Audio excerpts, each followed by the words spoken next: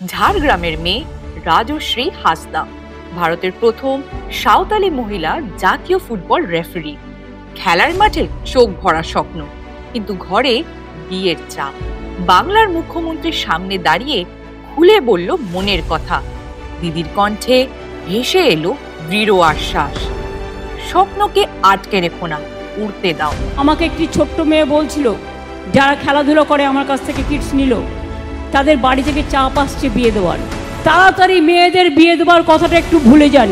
তারা নিজেরা নিজেদের পায়ে দাঁড়াতে পারে এবং তারা দরকার হলে পরিবার চালাতে পারে, দেশ চালাতে পারে, প্লেন চালাতে পারে, রেল চালাতে পারে, ডাক্তার হতে পারে, ইঞ্জিনিয়ার হতে পারে। আমার ছাত্রছাত্রী বন্ধুরা, কেউ পাইলট হয়েছে কন্যাশ্রী, কেউ ডাক্তার হয়েছে, কেউ ইঞ্জিনিয়ার হয়েছে, কেউ প্রফেসর হয়েছে। আমার দেখতে খুব ভালো লাগে।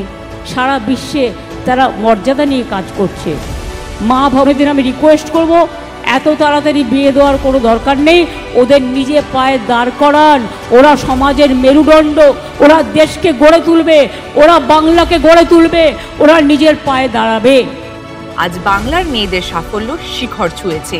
তাদের স্বপ্নই গড়ছে নতুন বাংলা, গড়ছে দেশ।